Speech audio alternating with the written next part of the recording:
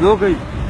Dan yana gwamna me aka yi? Dan yana gwamna alƙur'ani ya gyara mana makarantar mu duba ruwan nan da aka yi ta rushe.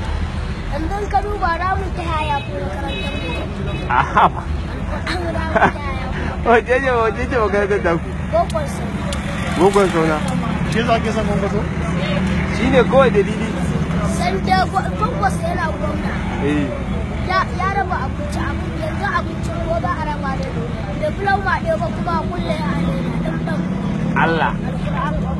Ya kuwa da a raba robobi a bayan kowa ya ce a raba uniform. A raba uniform yanzu da ne ake bayarwa. Yanzu aka ce Ganduje yana bada abinci shi ma da uniform. Ba ya dena. Allah. Yanzu kai ka cire hular nan a sai maganin. Ka cire hular a sai maganin nan gaba daya.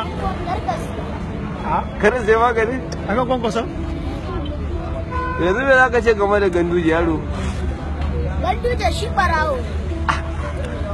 Saboda Allah. Barawo kawai.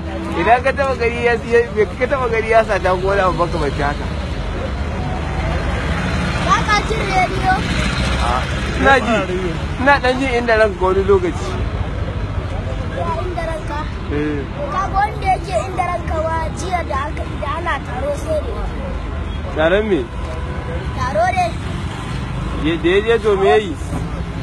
Kuma sai da ya gabatar da. Au, wata kwankwason ya riga